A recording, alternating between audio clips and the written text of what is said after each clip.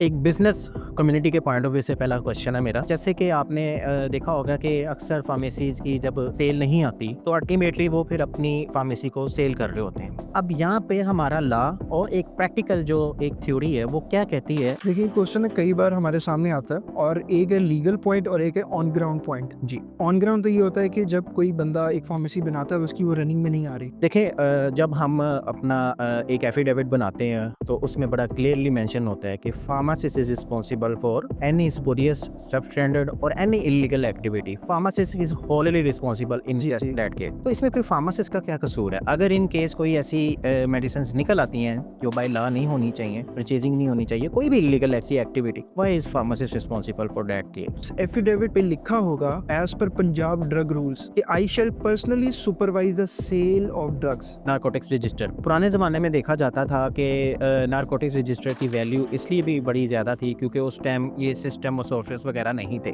लेकिन अब ज़माना तो बहुत बदल चुका है। अब हर एक के पास ऑलमोस्ट सिस्टम्स हैं। तो जब हर चीज़ सेल के ऊपर नारकोटिक्स भी मेंटेन की जा सकती है तो why narcotics register is still there to be maintain? जी, ये सवाल कई बार मुझसे पूछा गया और मैं हमेशा ये कहता हूँ कि जो हमारा लॉ है ना, ड्रग एक्ट एंड रूल्स, उसमें ये है कि जो नारकोटिक कंट्रोल आइटम्स हैं उनको आपने मैन्युअली मेंटेन करना है। जिद्दत जो है वो आ चुकी हुई है, लेकिन हम उसको जिद्दत को मैन्युअली और ऑटोमेटिक जो सिस्टम है उसको कैसे एक तरह से हाइब्रिड कर सकते हैं, उसका मैं आपको मिसाल देता हूँ। ये क्वेश्चन करने का पर्पस ये था कि देखें, जैसे कि बाल फार्मेसीज हैं जो कि गवर्नमेंट हॉस्पिटल्स के नियर हैं, जैसे कि वहाँ पे सेल बहुत ज़्यादा है। अब उतनी सेल में उतने ही ज़्यादा रेशो के चांसेस हैं कि नारकोटिक्स की भी सेल डेफिनेटली बहुत ज़्यादा होगी। पूरा दिन क्या वो नारकोटिक्स रजिस्टर देखिए हम अभी देख रहे हैं कि एक फार्मासिस्ट ये काम करें कि फार्मेसी असिस्टेंट किस लिए है। अगर एक फार्मेसी की सेल ज्यादा है उसका तो कोई ऐसा यानी कि नहीं हमारा कोई पाथवे बन सकता है स्पेशली फार्मासिस्ट और ड्रग इंस्पेक्टर्स के दरमियान एक ऐसा रिलेशन बिल्डअप हो जहाँ पे फार्मासिस्ट जो एक रिटेल सेक्टर में अपनी सर्विसेज दे रहे हैं वो ओपनली अपनी जो इनको डिफिकल्टीज हैं तो वो ओपनली डिस्कस कर सकें ड्रग इंस्पेक्टर से। तो लास्ट पे मैं जो आपसे जानना चाहूँगा कोई any special incident of your life specially in the government services. जब आप गांव में जाते हैं ना कहीं पे चेकिंग करने, तो वो जो क्वैक को पकड़ना है कुछ, तो क्वैक उस गांव के लिए बड़ा डॉक्टर होता है। बिल्कुल। जी, अस्सलाम वालेकुम। तो आज जैसा कि आपने टीज़र देखा है अभी, तो हमारे साथ जो आज मौजूद हैं लैकुर रहमान साहब जो कि ड्रग इंस्पेक्टर हैं Punjab health and secondary department में। और मेरे लिए ये ऑनर की बात है कि आज मैं इनके साथ शीट शेयर कर रहा हूँ और इन्होंने अपना बड़ा प्रीशियस टाइम से हमें टाइम दिया। इसकी रीज़न ये है कि जितनी माशाल्लाह इनकी एक्टिविटीज़ हैं और मोर देन हमारी जो 95% फार्मासिस्ट कम्युनिटी है, इवन की बिज़नेस कम्युनिटी भी है, वो इनको बड़ी अच्छी तरह जानती है। और इनकी जो सर्विसेज़ हैं हमारी फार्मेसी कम्युनिटी के लिए वो यकीनन नाकाबिले फ़रामोश हैं। तो मैं आपको इनके बारे में थोड़ा-सा इनका एजुकेशनल बैकग्राउंड बताता चलूँ तो उसके बाद फिर हम इनके तरफ आएँगे, उनके सवालात का आगाज़ करेंगे। तो लैकुर रहमान साहब ने जो कि अपनी एजुकेशन है वो यूसीपी से कंप्लीट की 2017 में। देन इन्होंने अपना एमफिल स्टार्ट किया था और वो भी इन्होंने यूनिवर्सिटी ऑफ सरगोधा से आई थिंक 2019 में कंप्लीट किया। और उसके बाद फिर इन्होंने जो मोस्ट इम्पोर्टेंट जिसे कहते हैं कि ब्रेक थ्रू पॉइंट था इनका करियर का वो पीपीएससी एग्ज़ाम जो कि बहुत सारे फार्मासिस्ट कम्युनिटी की एक आप कह लें कि एक होती है कि उन्हें क्लियर करना होता है। तो फर्स्ट अटेम्प्ट में इन्होंने क्लियर किया 2018 में। और उसके बाद फिर इनका जो स्टार्ट हो गया वो career professional career properly government employ के तौर पे। और आज ये माशाल्लाह तकरीबन इनको 5 टू 6 इयर्स हो चुके हैं अपनी गवर्नमेंट सर्विसेज में। तो अब मैं अगर इनकी अचीवमेंट्स बताऊँ तो वो तो एक अलग पॉडकास्ट बन जाएगा इसके ऊपर जितनी माशाल्लाह इनकी अचीवमेंट्स हैं हमारी कम्युनिटी के लिए। तो माशाल्लाह इन्होंने बुक्स के ऑथर भी हैं काफ़ी सारे और इनमें जो सबसे बड़ी इनकी जो बुक्स हैं वो फार्मा एसेट्स। और इन्होंने बहुत मेहनत की है उसके ऊपर एज़ अ टीम इन्होंने जो इनकी सुपरविज़न में लेके चले हैं। आई थिंक फार्मा एसेट्स मैंने भी खुद परचेज़ किया, इसको रीड आउट किया और वो बड़ा ही एक क्लियर पाथवे है किसी भी फार्मासिस्ट के लिए, किसी भी एग्ज़ाम को क्लियर करने के लिए। इसके अलावा forensic, model papers, admin officer, many more.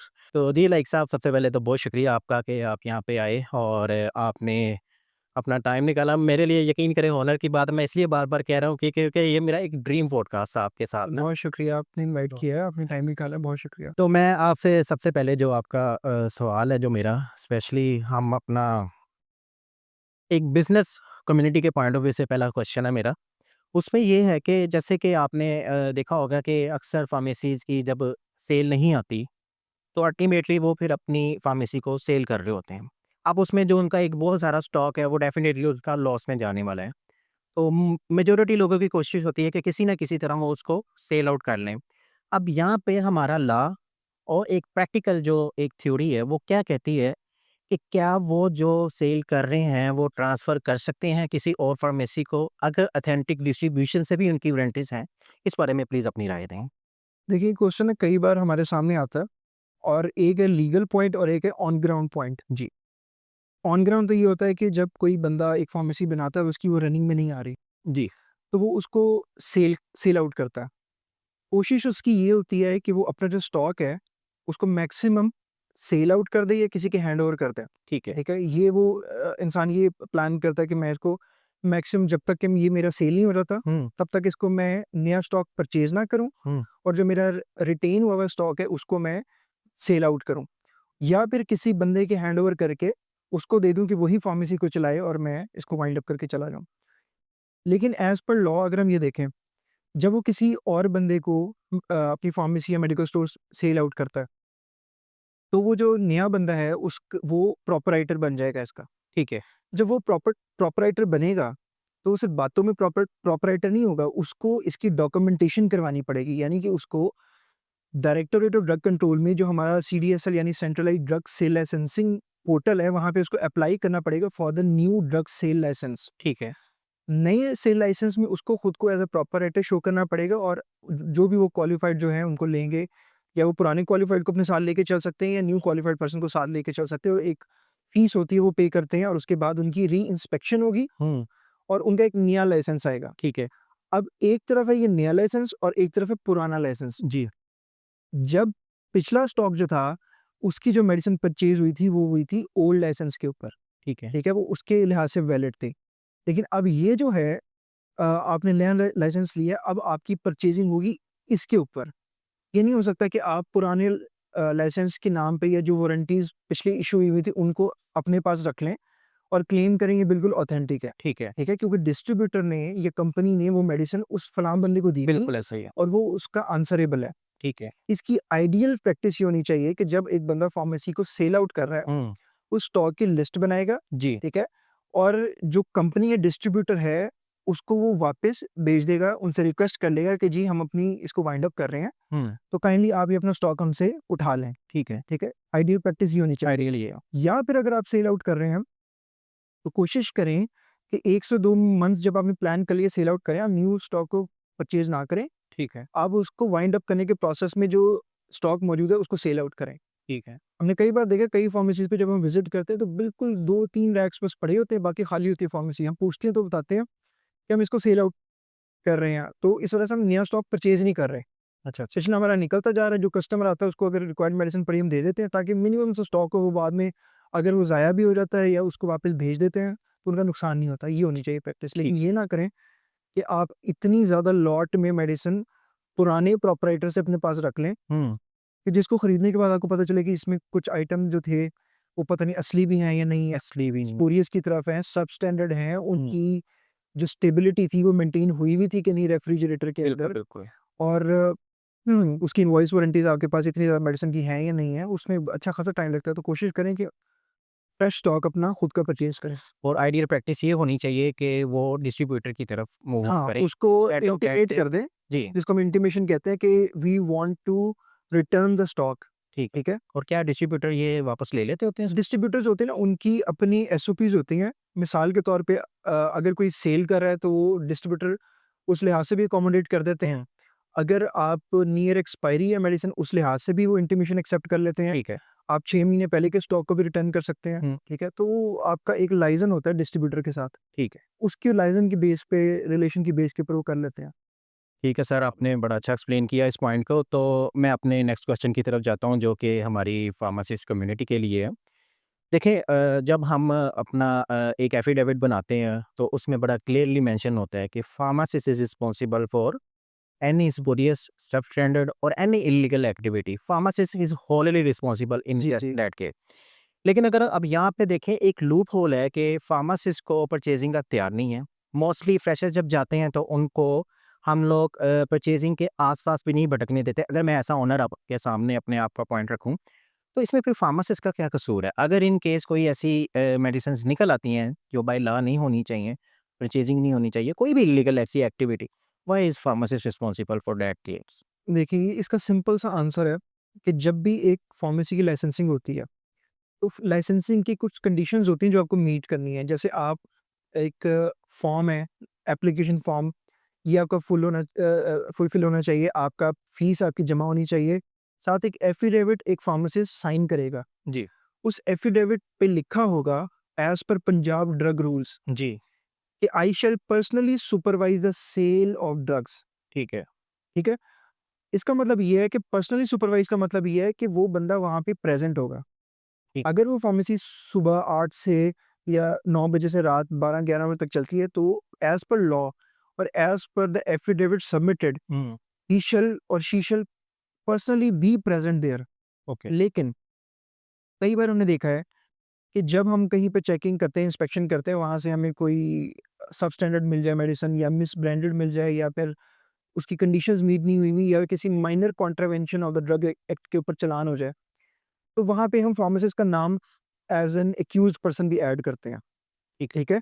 Proprietor के साथ। ठीक है। फार्मासिस्ट का क्लेम ये होता है कि मैं तो यहाँ प्रेज़ेंट ही नहीं हूँ, तो मेरा नाम क्यों लिखा? हुँ, उसका प्रेज़ेंट ना होना ही उसका जुर्म है, जी, क्योंकि उसने एक लीगल डॉक्यूमेंट पे ये कहा हुआ है कि मैं यहाँ पे प्रेज़ेंट होऊँगा। बिल्कुल ऐसे ही। उसकी एब्सेंस के अंदर प्रोपराइटर को या जितने भी वहाँ पे लड़के हैं, ये काम कर रहे हैं, वो कोई भी contravention of the drug act या ड्रैप एक्ट या ड्रग रूल्स कर सकते हैं। बिल्कुल ऐसे ही है। उसका ना होना ही उसका जुर्म है, क्योंकि उसकी एब्सेंस के अंदर ये काम हो रहा है। ठीक है, प्रेज़ेंट के अंदर काम होगा तो वो तो मुजरिम होगा, लेकिन हुँ, एब्सेंस के अंदर होगा तो वो डबल मुजरिम होगा कि जी आपने कहा कि मैं प्रेज़ेंट होगा लेकिन आप प्रेज़ेंट नहीं हैं।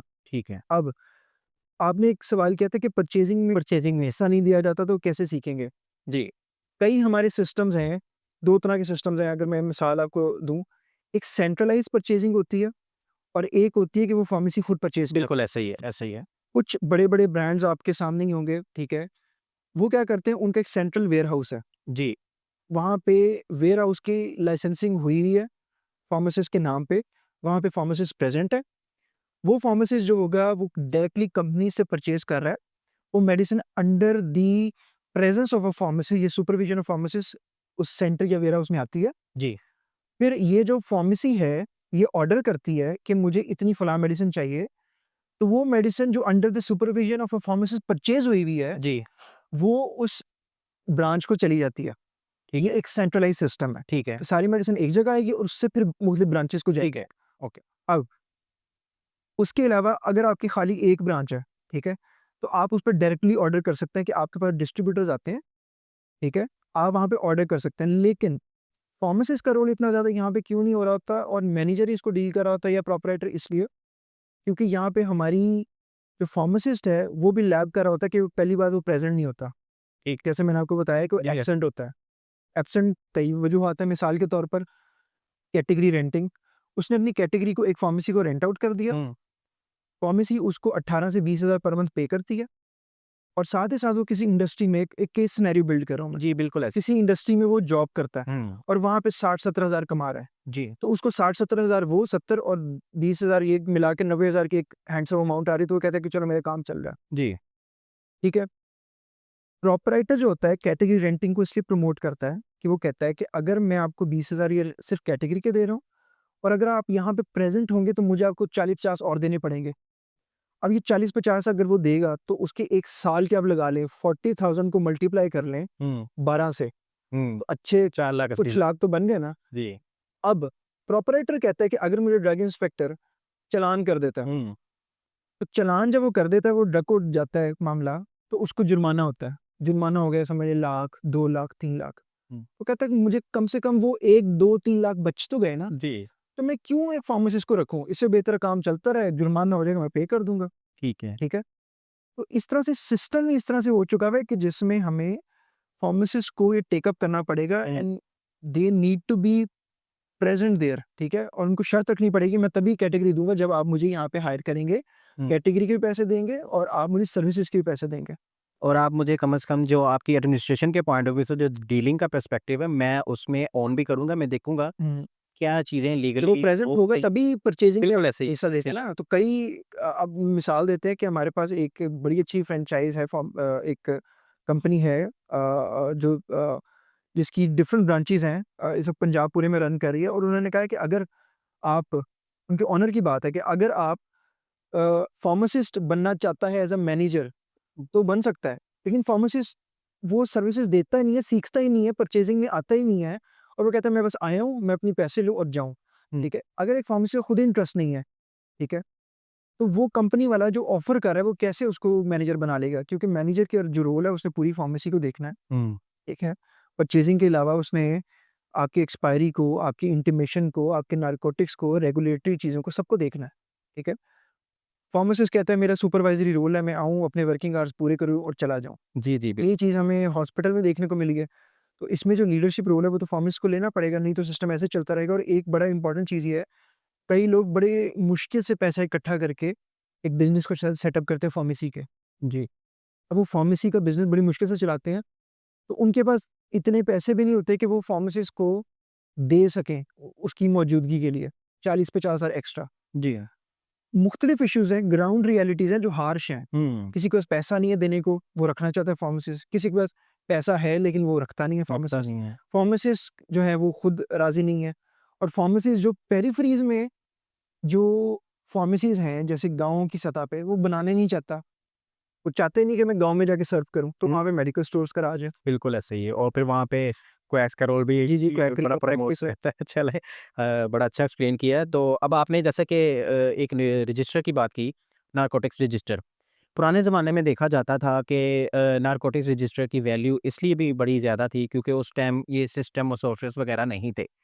तो उसको मेंटेन करने के लिए नारकोटिक्स और कंट्रोल आइटम्स को तो हम लोग ने एक रजिस्टर का रास्ता लिया था यानी कि लीगल अथॉरिटीज़ ने। लेकिन अब ज़माना तो बहुत बदल चुका है। अब हर एक के पास ऑलमोस्ट सिस्टम्स हैं, सिस्टम में सारी चीज़ें मेंटेन हैं।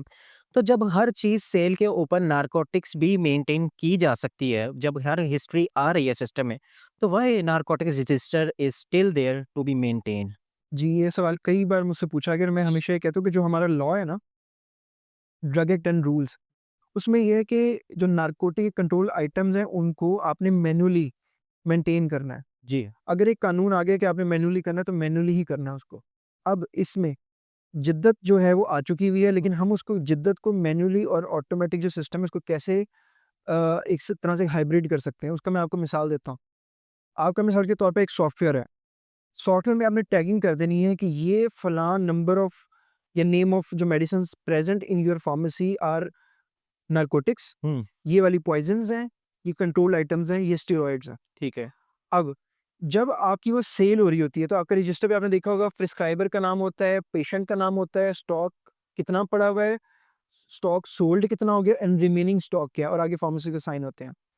तो आपने क्या करना है कि जब भी आपने एक इनवॉइस जनरेट करनी है कि फलाँ पेशेंट आया, तो आपका सिस्टम ये होना चाहिए कि सेल्स पर्सन आएगा फार्मासिस्ट के पास कि ये फलाँ बंदा लेने आया है कंट्रोल आइटम। ठीक है। फार्मासिस्ट सुपरवाइज़ कर रहा है, वो कहेगा कि हाँ जी, इसको दे दें।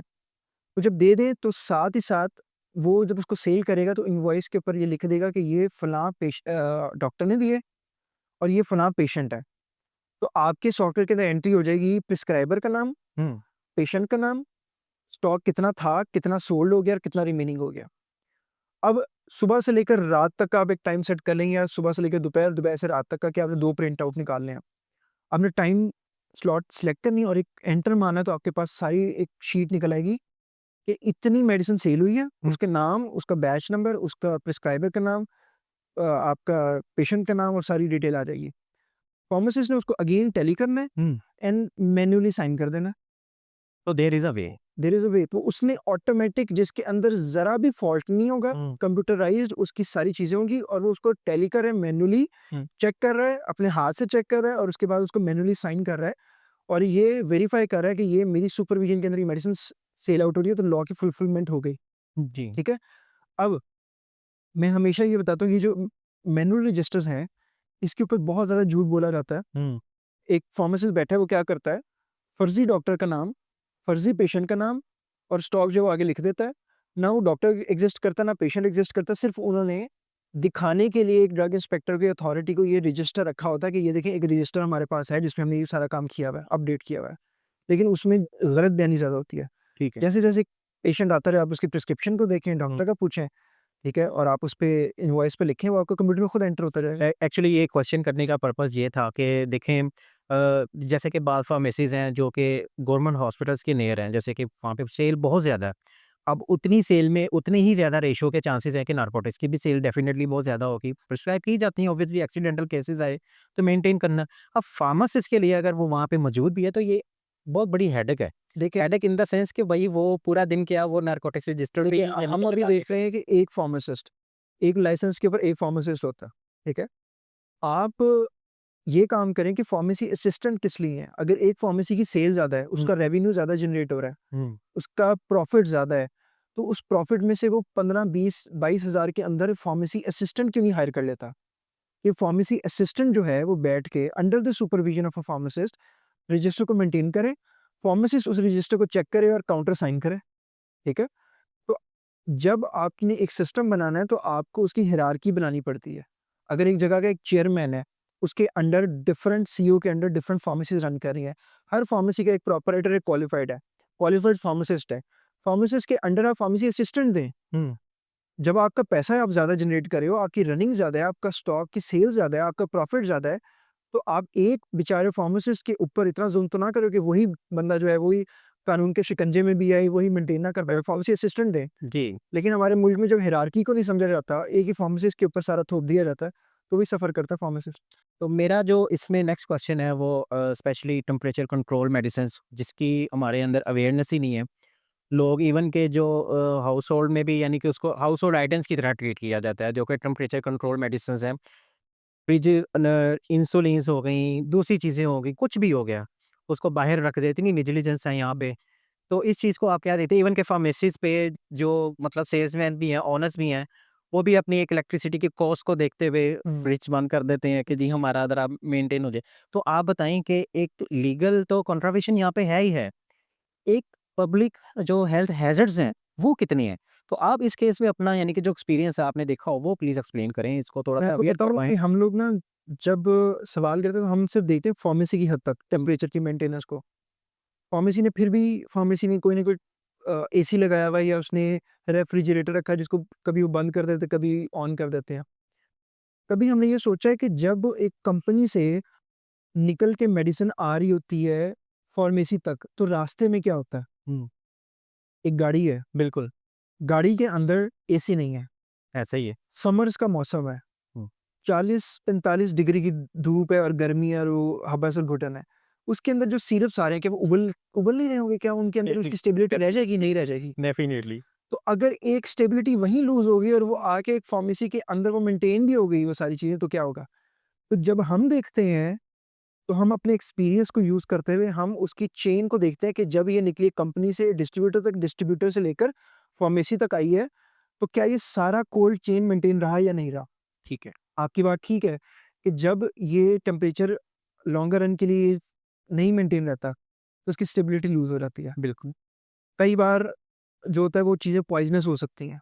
आपकी जो आउटर पैकिंग है जिसके अंदर वो चीज़ है, आउटर पैकिंग वो लीश आउट होने लग जाती है और साथ पिघलने लग जाती है, वो मटेरियल जो है वो डिस्टर्ब करने लग जाता है जब लॉन्गर रन के लिए वो expose to the hot conditions रहेगा, ठीक है? तो कई ऐसे इश्यूज़ हैं। चीज़ सबस्टैंडर्ड हो जाती है, हो हुँ, सकती है। आपकी चीज़ खराब हो सकती है और फिर हम जब उसकी सैंपलिंग करते हैं ना, हम उसको ड्रग टेस्टिंग लैब भेजते हैं। ड्रग टेस्टिंग लैब ये बताती है कि जी ये सबस्टैंडर्ड हो चुकी हुई है या इसकी एफिकेसी लूज़ हो चुकी है, यहाँ पे इसकी ये मसले-मसाइल हैं, तो वो पेशेंट के लिए सही नहीं होती, जी। ठीक है? तो हैज़र्ड की कंडीशन आ जाती है। हुँ, तो वो आपकी जान के लिए, आपकी सेहत के लिए नुकसानदेह है। तो हम ये देखते हैं, फिर हम चालान करते हैं, जाके चेक करते हैं कि जी इसका रेफ्रिजरेटर या इसकी फ्रिज है या नहीं है। अगर नहीं होती तो हम उस पे लिख देते हैं selling, stocking, exhibiting for the sale of the drugs hmm, in the absence of refrigeration, in the absence of cold chain, ठीक है? तो ये जो आपकी शेड्यूल एच है एक, ठीक है? जो आपका good storage and distribution practices है, वो आप ज़रूर देखिएगा, बल्कि मैं अब शेयर भी करूँगा सबके साथ। उसके अंदर ये बताया जाता है कि आपने स्टोरेज किस तरह से करनी है और डिस्ट्रीब्यूशन किस तरह से करनी है। तो ये जो डिस्ट्रीब्यूशन होनी चाहिए तो उसके अंदर भी आपका एसी लगाना चाहिए, आपकी गाड़ी के अंदर।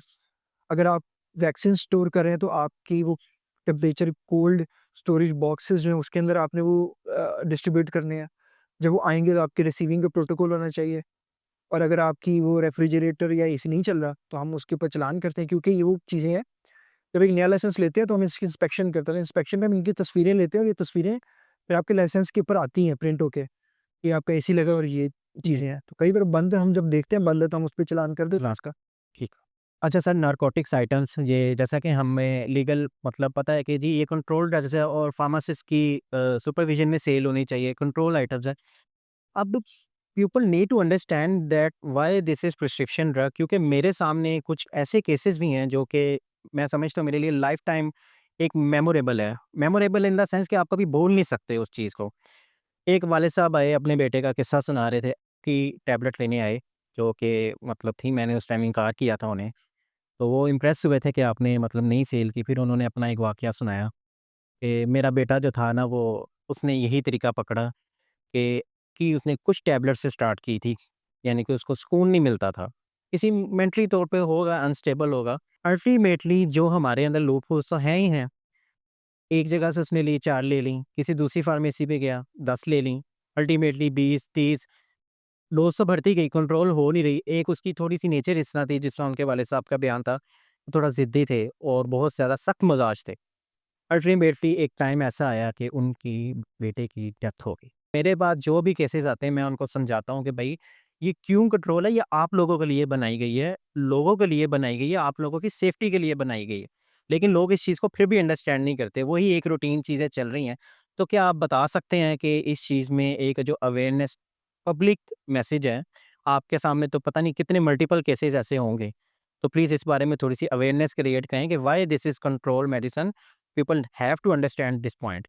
जी, लेकिन जैसे आपने बताया कि आप वहाँ पे प्रेज़ेंट थे तो आपने उसको कंट्रोल किया। हुँ, अगर यही सुपरविज़न ना होती फार्मासिस्ट की, तो कोई भी उसको बेच देता आम पब्लिक को। ये जो नारकोटिक्स आइटम्स हैं या कंट्रोल्ड आइटम्स हैं, या हम जिसको कह लेते हैं, कई ऐसे आइटम हैं जो शेड्यूल जी आइटम्स हैं, पंजाब ड्रग रूल्स के मुताबिक, जो सिर्फ़ फार्मेसी पे हो सकते हैं, किसी मेडिकल स्टोर पे नहीं हो सकते।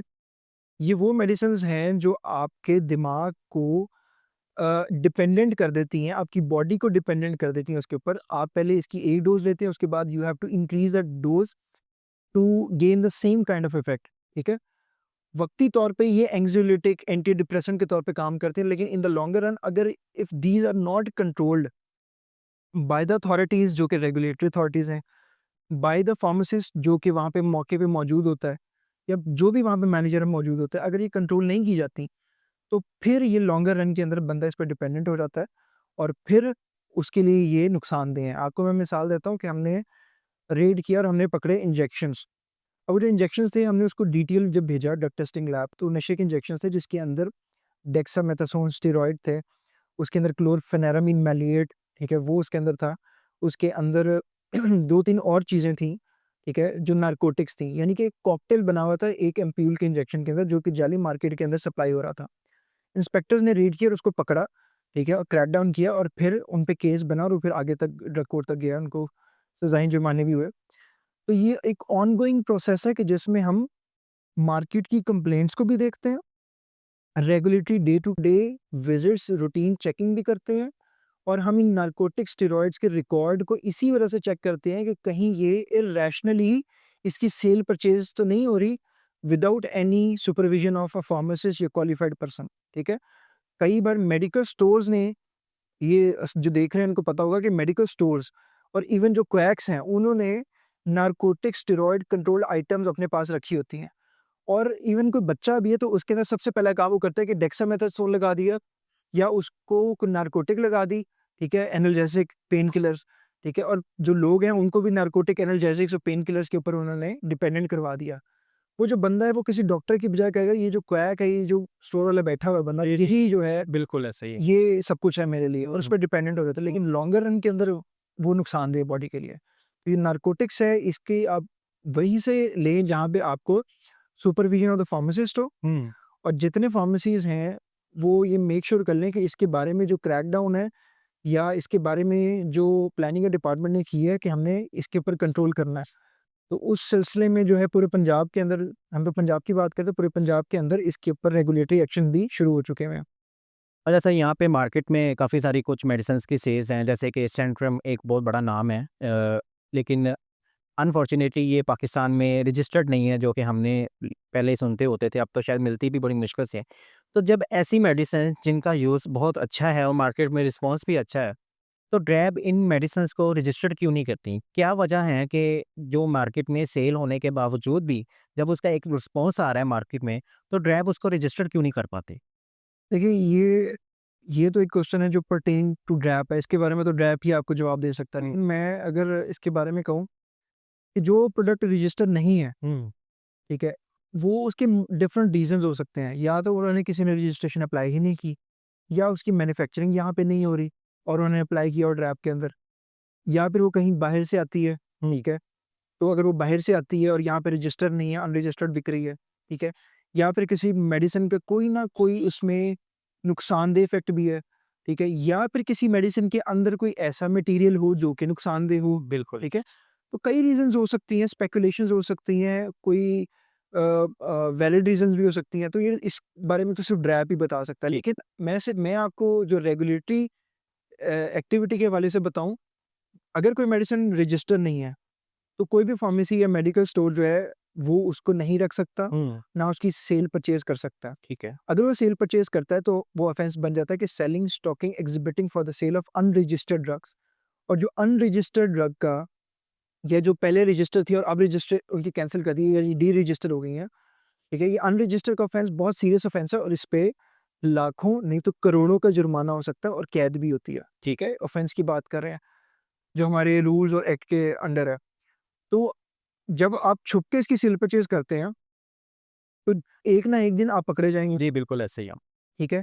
अनरजिस्टर्ड कोई भी ड्रग है, मैं किसी एक का नाम नहीं ले रहा, कोई भी ड्रग है अनरजिस्टर्ड, अगर आप छुप के उसकी कर रहे हैं, सेल परचेज़, अगर आप पकड़े जाएँगे, तो एक बार ही पकड़े जाना आपकी पूरी ज़िंदगी के लिए काफ़ी है कि वो आपको जब आपको कैद हो, आपको एक आप एक्यूज़्ड बन जाओ उसमें अनरजिस्टर्ड में, आप पे एक एफआईआर लॉन्च हो जाए, आप उसकी इन्वेस्टिगेशन में गुनाहगार पाए जाओ और उसके बाद आप करोड़ों जुर्माना दे रहे हो, कैद बर्दाश्त कर रहे हो, तो क्यों ऐसा काम आपने करना?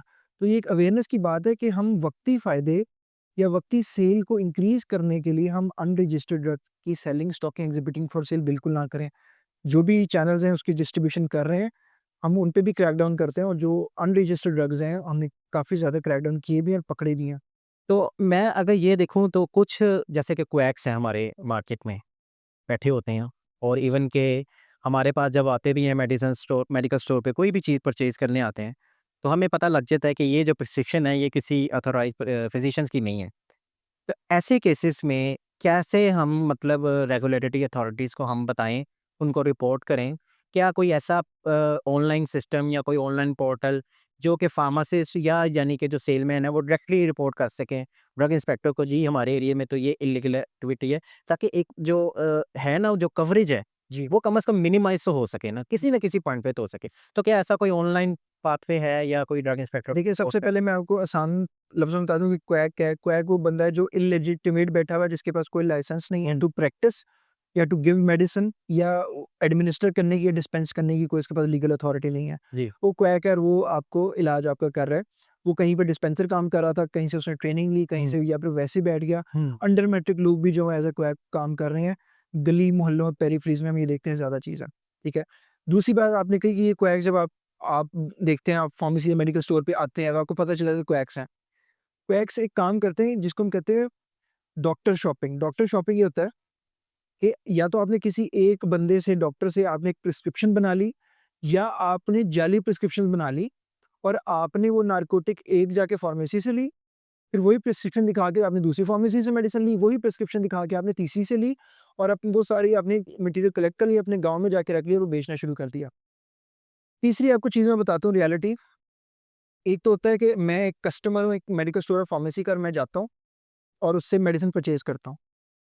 मुझसे उस फार्मेसी को शायद गाँव में ज़्यादा ये होता है, उतना फ़ायदा ना हो, जितना उस फार्मेसी मेडिकल स्टोर को एक क्वैक से फ़ायदा होता है। वो क्वैक उसका ज़्यादा बड़ा कस्टमर होता है, क्योंकि क्वैक अपने गाँव में जो उसने शाम को या रात को बैठ के 15 इंजेक्शंस लगाने हैं, 20 उसने पत्ते बेचने हैं और कैप्सूल बेचने हैं, ड्रिपें लगानी है। वो सारा मटेरियल जाके किसी एक मेडिकल स्टोर से वो परचेज़ करता है, हुँ, ठीक है? और वो मेडिकल स्टोर के पास मिसाल के तौर पे अगर कोई 20 क्वैक है, हुँ, जो सेज मटेरियल लेते हैं, वो कितनी बड़ी उसकी सेल्स हो जाती है। बिल्कुल ऐसा। तो हमें ये regulatory action pharmacies, medical stores फिर उनके जो हैं, उनकी सेल परचेज़ को देखना, उन्होंने कितनी डिस्ट्रीब्यूटर से इधर आई थी, डिस्ट्रीब्यूटर के रिकॉर्ड को देखना कि उन्होंने इस फलाँ मेडिकल स्टोर को ये दिया था और इसने वो आगे कहाँ किया है, वो सारी चीज़ों को हम नेटवर्क को देखते हैं और हमें पता चल जाता है कौन क्या कर रहा है। तो ये जो क्वैक्स हैं, ये गाँव की सतह पर जो आप मैंने बताया नारकोटिक भी कर रहे हैं, डेक्सा भी लगा रहे हैं, स्टेरॉइड का इस्तेमाल कर रहे हैं, अमवात भी होती हैं। इसके बारे में 2 तरह की अथॉरिटी है जो इस पे एक्टिविटी कर सकती हैं। एक ड्रग इंस्पेक्टर, हुँ, क्योंकि ड्रग इंस्पेक्टर जो है, वो हर उस जगह को चेक कर सकता है जहाँ पे ड्रग है, ठीक है? तो आपने देखा होगा कि powers of the drug inspector में लिखा हुआ है ड्रग एक्ट में कि किसी भी बिल्डिंग में, वेसल में, किसी भी जगह पे जाके इंडस्ट्री में, वेयरहाउस में वो जाके चेक कर सकता है, ठीक है। जहाँ पे ड्रग है। वो क्वैक भी है, वहाँ पे भी है, उसको ड्रग को चेक कर सकता है। दूसरी अथॉरिटी है डीएचओज़, डीडीएचओज़, ठीक है? डिप्टी डिस्ट्रिक्ट हेल्थ ऑफिसर्स जो वहाँ पे हैं, ठीक है? वो आता है under the Punjab health care commission, ठीक है? पंजाब हेल्थ केयर कमीशन जो है उसका एक एक्ट है जिसे हम कहते हैं PHC act, Punjab health care commission act.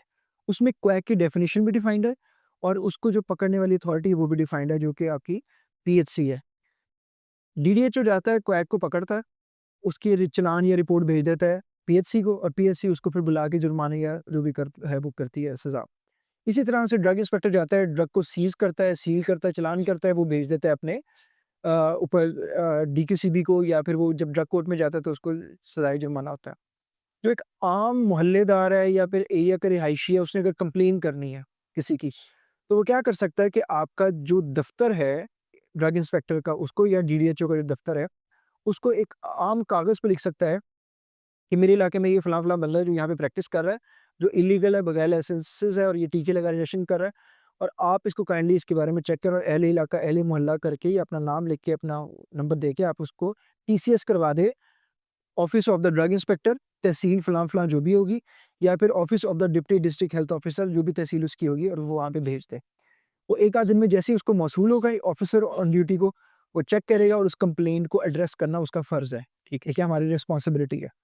तो आप ये किसी भी तरह से आप खुद विज़िट कर सकते हो ऑफ़िस को, हमारे ऑफ़िसेज़ खुले हुए हैं। हुँ, जब मर्ज़ी आप आके वहाँ पे हम हैं, नहीं है, हमारा स्टाफ़ है वहाँ पे, आप उनको कंप्लेंट दे सकते हैं और हम आपकी कंप्लेंट को एड्रेस करें। तो कोई ऐसा यानी कि नहीं हमारा कोई पाथवे बन सकता है स्पेशली फार्मासिस्ट और ड्रग इंस्पेक्टर्स के दरमियान एक ऐसा रिलेशन बिल्डअप हो, जहाँ पे फार्मासिस्ट जो एक रिटेल सेक्टर में अपनी सर्विसेज़ दे रहे हैं, वो ओपनली अपनी जो इनको डिफ़िकल्टीज़ हैं, जो वो एक चीज़ें बर्दाश्त कर रहे हैं हमारी रिटेल सेक्टर पे, तो वो ओपनली डिस्कस कर सकें ड्रग इंस्पेक्टर से। क्योंकि यहाँ पे एक बहुत बड़ा गैप है।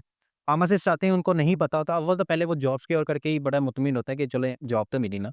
अब जॉब मिल गई, अब पता लगता है जी ये तो काम ठीक नहीं हो रहा।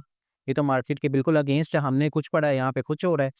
अब वहाँ पे जब एक आता है रिपोर्टिंग का सिलसिला कि हम कैसे अपने ड्रग इंस्पेक्टर को बताएँ कि हम भी सेफ रहें अपनी जॉब के मामले में और जो एक मतलब अगेंस्ट है ला के, हम उसको भी यानी कि मैनेज कर सकें। तो ये जो एक लूप होल है ना ड्रग इंस्पेक्टर्स और फार्मासिस्ट का, तो क्या आप नहीं समझते इसको कवर अप होना चाहिए और ऐसा एक बॉन्ड एस्टेब्लिश होना चाहिए ड्रग इंस्पेक्टर और फार्मासिस्ट का रिटेल सेक्टर पे, कि फार्मासिस्ट ओपनली चीज़ों को डिस्कस कर सके? क्या कहते हैं आप इसमें? बिल्कुल ऐसे ही होना चाहिए और मैं आपको बताऊँ कि जब मैं भी बीइंग अ स्टूडेंट पढ़ता होता था, फोरेंसिक को पढ़ता था, तो मुझे भी ये नहीं पता था कि how I am going to contact a particular drug inspector of the particular area, बिल्कुल, ठीक है? एग्ज़ैक्टली। अच्छा, उस जो फोरेंसिक को पढ़ना और सारा कुछ करना, तो मेरा हमेशा ये विज़न था कि मैंने ये स्ट्रगल करनी है और मैंने यहाँ तक पहुँचना है, जहाँ पहुँच के मैं ज़्यादा ये पॉज़िटिव पिक्चर जो है एक ड्रग इंस्पेक्टर की या रेगुलेटरी अथॉरिटी की है, उसको पोर्ट्रे कर सकूँ, हुँ, ठीक है? उसके अंदर मैंने जब इस मुझे मुकाम मिला ये वाला कि मैं इस जगह जाके पब्लिक को सर्व कर सकूँ, तो मैं यूनिवर्सिटीज़ तक गया, लोगों तक गया, ठीक है? No doubt. जिसने मुझे बुलाया उसके पास गया, उसको एक्सप्लेन किया हुँ, और ये positive picture of a regulatory workforce जो है वो लोगों तक पहुँचाई और आज अगर मैं पिछले 5 साल से कंपेयर करूँ, ठीक है? तो mess media, television, social media या हमारी जो एक्टिविटीज़ हैं वो शेयर होती हैं। बिल्कुल। लोगों को पता चलता है कि यहाँ पे drug inspector who is actually a pharmacist वो सर्व कर रहा है, ठीक है? तो अब जो फार्मासिस्ट है वो डायरेक्टली एक आम ड्रग इंस्पेक्टर कोई भी एरिया का उसको कॉल करे मैसेज बना के कर दे, आप उसके ऑफिस को विजिट करें और एक कोई भी ड्रग इंस्पेक्टर है वो with at the most respect जो है आपको डील करता है। और मैंने कोई ड्रग इंस्पेक्टर ऐसा नहीं देखा कि जो किसी फार्मासिस्ट को खास तौर पे डिसरिस्पेक्ट करे या उसको अच्छे से डील ना करे या उसको सुने ना। आप अपने इश्यूज़ हैं ड्रग इंस्पेक्टर को बताएँ, जो फार्मेसीज़ की हद तक हैं। मिसाल के तौर पर मैं अगर आपको मिसाल दूँ, मेरी एक तहसील है। मुझे सबसे पहले ये लगा अपनी तहसील में मेरी पहली अपॉइंटमेंट में कि यहाँ पे एक क्वालिफाइड क्यों नहीं है? उसकी एक वजह ये थी कि उसको एक सूटेबल एनवायरनमेंट नहीं मिलता। बिल्कुल, बैठने का। ऐसे ही। मेजॉरिटी हमारे प्रोफ़ेशन में कौन है? फीमेल्स। हुँ, अब फीमेल्स जो हैं उन्होंने कैटेगरी रेंट आउट की हुई है। हुँ, वो वहाँ पे मौजूद नहीं है क्योंकि वो उस एटमॉस्फेयर के अंदर एडजस्ट नहीं हो पा रही। हमने प्रॉपराइटर से मीटिंग्स की, उनकी ट्रेनिंग की एंड आई मेड श्योर कि यहाँ पे उनकी चेयर, हुँ, उनका टेबल फार्मासिस्ट का, उनके लिए लॉजिस्टिक, उनकी स्टेशनरी, उनके नारकोटिक कंट्रोल आइटम्स के रजिस्टर्स, वो एक जगह पे एक एरिया डेज़िग्नेट हो, वहाँ पे मौजूद हो। हुँ, वहाँ पे कोई बंदा और इंटरफेयर नहीं करेगा। उसके अलावा उनकी जो नेम प्लेट्स हैं कि डॉक्टर, उसका नाम, उसके आगे आरपीएच, डॉक्टर ऑफ फार्मेसी, जो कि आपको पता है पहले कि डॉक्टर लिखना है, नहीं लिखना एक डिबेट थी। लेकिन अब वो सेटल हो गई कि आप ये विद डॉक्टर फार्मेसी आरपीएच लिखेंगे तो आप लिख सकते हैं।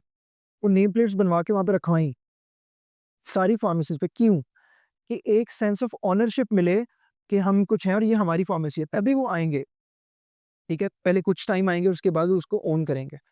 फिर प्रोपराइटर को हमने कहा कि जी आपने हार्श वर्ड्स नहीं यूज़ करने, बदतमीज़ी से नहीं बात करनी, स्ट्रांगली बात नहीं करनी और क्वालिफाइड ने भी कोई ब्लैकमेलिंग नहीं करनी कि मेरे पैसे नहीं दोगे या बढ़ाओगे नहीं तो मैं कैंसल कर दूँगा, ये कर दूँगा, वो कर दूँगा। आपने एक टीम की तरह पे चलना है और ये जो नहीं चलेगा फिर मैं स्ट्रिक्टली फिर उसको चेक करूँगा। तो उन्होंने किया और एक बड़ा अच्छा लाइसेंस बन गया, ठीक है? और हम रूटीन में इनकी ट्रेनिंग भी करवाते हैं। तो फार्मासिस्ट को कम से कम मैं अपने एरिया की बात करूँ, इतनी नॉलेज है कि उन्होंने किसको रिपोर्ट करना है, कैसे रिपोर्ट करना है, कैसे मिलना है, दफ्तर कहाँ पे है, ऑफ़िस कहाँ पे है, ठीक है? और कई बार तो वो जो एरिया के फार्मासिस्ट हैं, जब मैं इस एरिया में जाऊँ तो पता चल जाता है कि यहाँ पे एक्टिविटी हो रही है, तो फार्मेसी कई बार रास्ते में आके मिल जाते हैं मुझे। मिलते हैं कि सर ये इश्यूज़ हैं हमारे, और फिर मैं उसको नोट डाउन कर लेता हूँ डायरी पे कि ये इश्यू है, उसको मैंने करना है एड्रेस। तो बस आपके है कि आपको ओवरनाइट चेंज नहीं आएगा, चेंज कंटीन्यूअस प्रोसेस है हुँ। और उसके लिए एफर्ट जो है वो भी कंटीन्यूअस है। सर मेरा नेक्स्ट क्वेश्चन जो है वो बिज़नेस कम्युनिटी के पॉइंट ऑफ व्यू से है कि हमारे लॉ के अकॉर्डिंग जैसे कि फार्मेसी का जो कलर है वो जो एक बोर्ड है वो ग्रीन होना चाहिए और राइटिंग जो है वो वाइट होनी चाहिए। अब फार्मेसी के लॉ में लिखा है इसके अकॉर्डिंग जब हम मार्केट की एक पिक्चर देखते हैं तो वहाँ पे देखते हैं कि काफ़ी सारे और कलर्स भी आ रहे होते हैं। तो जो एक नया यानी कि प्रोप्राइटर बिज़नेस का स्टार्टअप का सोच रहा होता है, तो वो उसको बड़ी सारी मुश्किलात देखनी पड़ती हैं। तो ये भी एक क्लिप हम इसको एडजस्ट करेंगे। तो आप इसके हवाले से बताएँ कि क्या यानी कि वो जो प्रैक्टिस है एक मार्केट में, इसके अकॉर्डिंग कैसे हैं कि वो अपनी मर्ज़ी के कस्टमाइज़ेशन भी करवा सकें, लॉ को भी फ़ॉलो कर सकें और उनके जो क्वेश्चन्स हैं इस पॉइंट पे वो भी क्लियर हो सकें?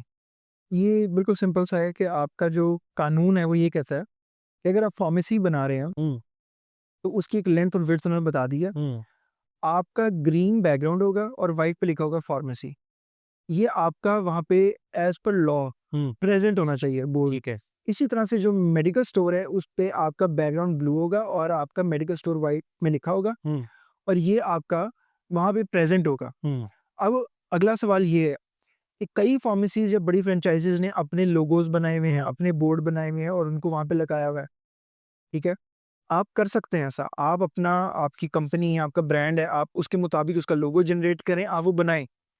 लेकिन वो बनाने या लगाने का मतलब ये नहीं है कि आप वो जो basic requirement of the law है उसको मिस कर दें। जी, जब भी आप अप्लाई करेंगे एक लाइसेंस के लिए, तो आपका एसी होना लाज़मी है, फ्रिज होना लाज़मी है। आपका जो बोर्ड है ये कलर वाला, जो ग्रीन वाला या ब्लू वाला फार्मेसी या मेडिकल स्टोर का, ये होना लाज़मी है, ठीक है? ये कंडीशन ऑफ द लाइसेंसिंग है। जब एक एरिया ड्रग इंस्पेक्टर आपकी इंस्पेक्शन पे आएगा लाइसेंस के लिए, तो उस बोर्ड की भी पिक्चर लेगा, ठीक है? अब आपने अगर वो कस्टमाइज्ड कंपनी का बोर्ड लगाया हुआ है कि आपका लोगो भी लगा हुआ है, लेकिन आपका जो बेसिक कंपल्शन थी, वो पूरी नहीं की, तो आपकी इंस्पेक्शन नहीं होगी, ठीक है। वो फेल हो जाएगी इंस्पेक्शन। इसीलिए आप वो जो बोर्ड है ग्रीन बोर्ड, वो लाज़मी लगाएँगे। हुँ, ग्रीन बोर्ड लगाएँगे, उसपे फार्मेसी लिखा होगा क्लियर कट और आपके लगा होगा। इसी तरह से आपने देखा होगा बड़ी-बड़ी जो ब्रांचेज़ हैं, उन्होंने क्या किया हुआ है, उनके बड़े-बड़े बोर्ड्स लगे हुए हैं और उनका उसपे टैग लिखा हुआ है, ठीक है? कोई सुपर स्टोर लिखा हुआ है, मेडिसिन कोई कुछ लिखा हुआ है। लेकिन नीचे उन्होंने जो मैंडेटरी हुँ, कंपल्सरी रिक्वायरमेंट है कि उन्होंने ग्रीन बोर्ड लगाया हुआ है, ठीक है। ठीक है? ये आपने लगाना ही लगाना है, इसको मिस नहीं करना। ये अपने शीशे के सामने लगा दें, आप विज़िबल जगह पे लगा दें, जो एक बंदा विज़िबली देख के वहाँ पे आ सके। तो अभी मैं व्यूअर्स को बताता चलूँ कि सर की वैसे भी इनका यूट्यूब भी चैनल है और इसके अलावा भी काफ़ी सारे इनके सोशल मीडिया प्लेटफ़ॉर्म्स भी हैं। तो अगर आपको किसी भी किस्म की एक नॉलेज चाहिए, एक स्टार्टिंग जो एक फ़ार्मेसी के रिलेटेड, तो इनकी यूट्यूब पे वीडियोज़ भी मौजूद हैं। मैं नीचे चैनल पे इनके जो चैनल का डिस्क्रिप्शन लिंक है, मैं वो भी यहाँ पे ये पिन कर रहा हूँ, अगर आप देखें तो आपके आ रहा होगा यहाँ पे। तो आप इनको भी फ़ॉलो करके यकीन करें आपको इनसे बहुत कुछ सीखने को मिलेगा। एक इनकी वीडियो है बड़ी मतलब ओवरऑल जो मैं समझता हूँ कि सबसे टॉप ऑफ द लाइन है और बड़ा अच्छा इन्होंने डिटेल एक्सप्लेन किया हुआ है कि कैसे एक नया स्टार्टअप स्टार्ट कर सकते हैं, वो भी एक फार्मेसी प्रोप्राइटर के साथ। तो आप इनको ज़रूर चेक कीजिएगा अगर आप नया नया बिज़नेस स्टार्ट करने का सोच रहे हैं। तो जी लाइक साहब उसके बाद हमारा बड़ा ये अच्छा एक ओवरऑल हेल्दी पॉडकास्ट रहा है अब तो लास्ट पे मैं जो आपसे जानना चाहूँगा कोई any special incident of your life specially in the government services कि जब आपने की और आपकी लाइफ में कहें कि यार ये तो मैं नहीं भूलने वाला, ये मेरे लिए बहुत स्पेशल इंसिडेंट है मेरी लाइफ का। तो क्या समझते हैं, कोई कोई वाकया बयान करें इस पॉइंट पे? मुख्तलिफ इवेंट्स हैं, लेकिन मैं अगर कुछ सीरियस नौइयत के भी हैं, कुछ अगर मैं ऑडियंस को वो इतना सीरियस की जगह मैं कोई फ़नी बताता हूँ ना, जब आप गाँव में जाते हैं ना कहीं पे चेकिंग करने, तो वो जो क्वैक को पकड़ना है कुछ, तो क्वैक उस गाँव के लिए बड़ा डॉक्टर होता है बिल्कुल, हुँ, और उसके उसको बचाने के लिए ना पूरा गाँव भी इकट्ठा हो रहा था कभी-कभी। ऐसा ही है। एक बार हम गए हैं वहाँ पे पूरे गाँव में ट्रैवल करते, तो जब पहुँचे हैं वहाँ पे, तो आपको पता है इनके व्हाट्सएप ग्रुप्स चल रहे होते हैं, पता होता है कि ड्रग इंस्पेक्टर आ रहा है, तो ये सब कुछ शट डाउन करके फिर निकलने की कोशिश करते हैं। तो उन्होंने ना बिल्कुल अंदर से ही लॉक कर लिया अपने आप को। अब मैं जब वहाँ पे पहुँचा हूँ, मैंने देखा है अंदर से कुछ मेडिसिन मुझे नज़र आई है, लेकिन मैं आवाज़ दे रहा हूँ, अंदर से कोई निकल नहीं रहा, ठीक है? उसको सील कर दिया। पूछ रहे हैं हम गाँव वालों से कि कहाँ पे है, कोई है अंदर, कोई आप बाहर? उन्होंने कहा जी नहीं, कोई भी नहीं है यहाँ पे ना। अब वो सील करके निकल गए हैं। रात हो गई, शाम हो गई। बाद में पता चला कि अंदर वो बंदा था और वो बंदा अंदर ही सील हुआ हुआ है। तो कई बार ना वो गाँव वाले बिल्कुल मुकर जाते हैं सामने, कि हमें तो पता नहीं कि डॉक्टर कहाँ पे है, वो तो छोड़ के आया हुआ है बिल्कुल ऐसे ही। एक बार क्या हुआ कि मुझे कॉल आती है कि बड़ा सीरियस नौयत का ना जो कंप्लेनेंट आया हुआ है, बैठा हुआ है। पता चला कि उसने दफ्तर में आके ना खुद पे पेट्रोल छिड़क लिया, कि जी मेरी सुने, मेरी बात नहीं कोई सुन रहा, और ये आप चेक करें जाके। पेट्रोल छिड़क लिया, हमने टीम बनाई डीडीएचओ के साथ और हम लोग चले गए वहाँ पे। अब जो वहाँ पे गए तो वहाँ पे कोई 1000 बंदा खड़ा हुआ है वहाँ पे ना, जो उनका देख रहे हैं कि टीम आती है तो वो लोग इकट्ठे हो जाते हैं देखने के लिए। जब हम उसको सील करने लगे हैं, तो जो बंदा जिसको सील करने लगे उसने भी अपने ऊपर पेट्रोल छिड़क लिया। जी आप मेरे साथ ज़ुल्म कर, अब कंप्लेनेंट ने भी पेट्रोल छिड़का हुआ है, जिस बंदे को पकड़ है उसने भी पेट्रोल छिड़क लिया। अब ये सिचुएशन बड़ी हमारे सामने होती है कि जी अब हम क्या करें, उसमें विज़डम का और एक्सपीरियंस का इस्तेमाल करना पड़ता है। मीडिया सारा आपको देख रहा होता है, मीडिया के कैमराज़ ऑन थे। अगर ऐसा कोई सान्या हो जाए, अल्लाह ना करे, हुँ, तो आप तो उसी टाइम पे विलेन बन गए। ऐसे ही है। अब पूरी आपके एक मार्केट में जो आपकी एक विज़िबिलिटी जाएगी वो विलेन कि जी आपने तो ज़ुल्म कर दिया, किसी ने आग लगा ली। जी, हालाँकि गलत बेशक वही हैं। जी, तो हमने फिर क्या किया कि मैंने अब वही जब मीडिया है उनके सामने, फिर मैंने अब जो नायब कासी था उनको कहा कि आप कंप्लेंट लेके आएँ। वो कंप्लेंट मार्क हुई हुई थी मुझे, मैंने वो कंप्लेंट रीड आउट की कि ये देखें ये कंप्लेंट है इनके खिलाफ, और ये देखिए ये इनका स्टोर है यहाँ पे जो एग्ज़िस्ट करता है, ठीक है? लेकिन हम इनको बताना चाहते हैं, सिखाना चाहते हैं, ये नहीं कि इन पे ज़ुल्म करना चाहते हैं, और मैं आप सबको दावत देता हूँ कि आप मेरा दफ़्तर खुला है, आप आएँ वहाँ पे बैठे हम सारे। उसके बाद उनको फिर दफ़्तर लेके गए, उनको बिठाया, समझाया, सारा कुछ किया और उस मामले को टैकल किया। कई ऐसे बेशतर वाक़यात होते हैं डेली फ़ील्ड के अंदर कि जिसमें हम खुद हैरान हो जाते हैं कि ये हुआ क्या है, ठीक है? लेकिन आपको if you are experienced, if you are confident, और अगर आप अपने इंटेलेक्ट को या विज़डम को इस्तेमाल करते हैं, तो फिर आप टफेस्ट ऑफ सिचुएशन से ना आप निकल सकते हैं, ठीक है? आप उसको हैंडल कर सकते हैं।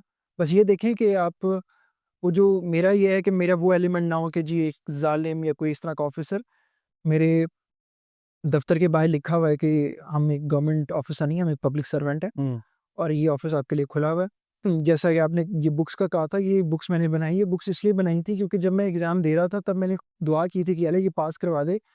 उसके बाद मैं उन सब दोस्तों की या फार्मर्स की मदद करूँगा जो श वहाँ पे खड़े होंगे जहाँ आज मैं खड़ा हूँ। हुँ, कोई कोई गाइडेंस नहीं थी। आपको हुँ, पता है हम ग्रेजुएट होते हैं तो हमें एक जैसे समंदर में फेंक दिया, कोई गाइडेंस नहीं है। ठीक है, यूनिवर्सिटीज़ फ़ीस लेती हैं आपसे।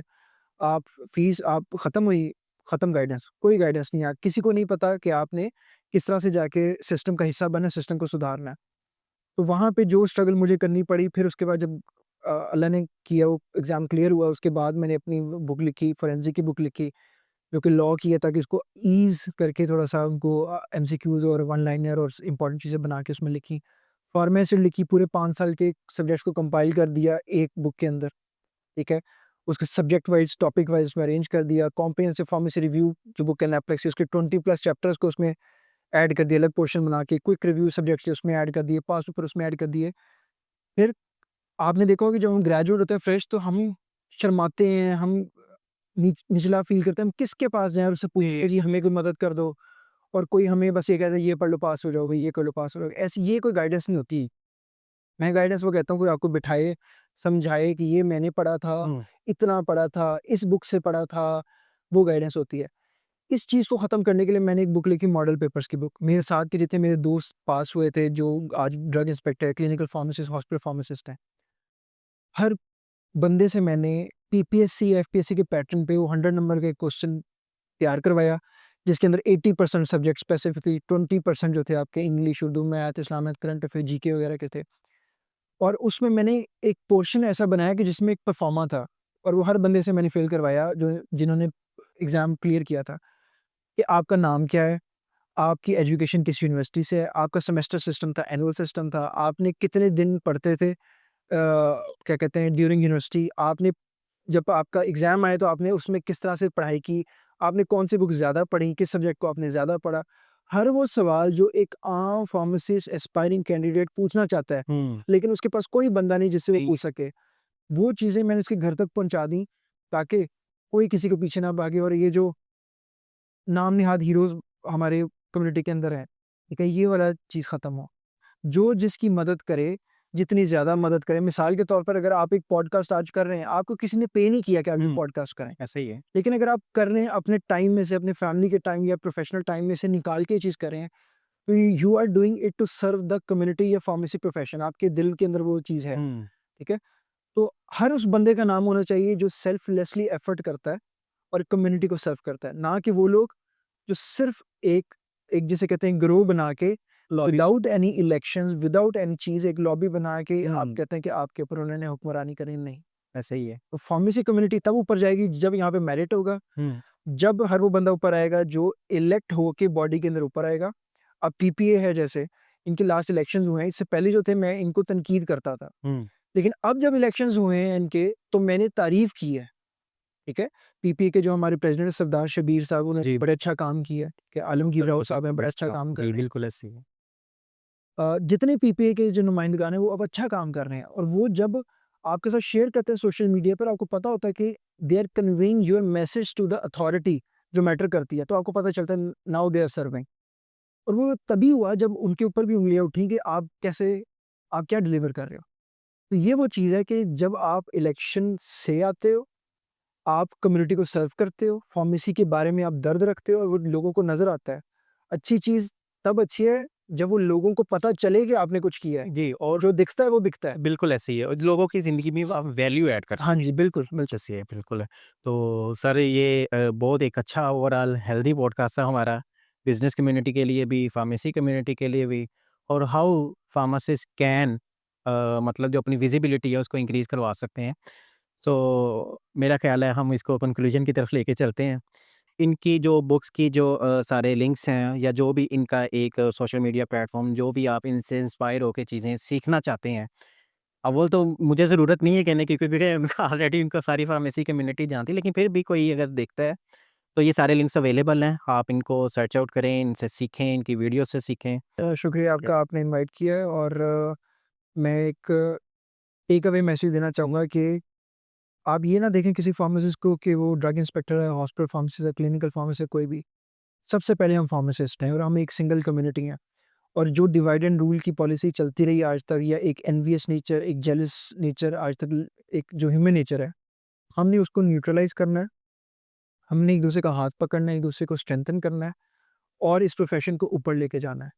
मैंने ये स्ट्रगल शुरू की थी ईयर्स बैक, ताकि वो जो लाइक माइंडेड लोग जिसका दिमाग मेरे साथ मिलता है, या वो एक चेन रिएक्शन बने, ठीक है? और आज मैं काफ़ी हद तक उसमें कामयाब हुआ हूँ, ठीक है? आज अगर मैं कहूँ कि यूनिवर्सिटीज़ के जो जूनियर मोस्ट बैचेज़ भी उनके साथ मेरा लाइज़न है तो वो है। वो लाइज़न वो जो एक गैप था कि सीनियर और जूनियर का उसको ख़त्म किया।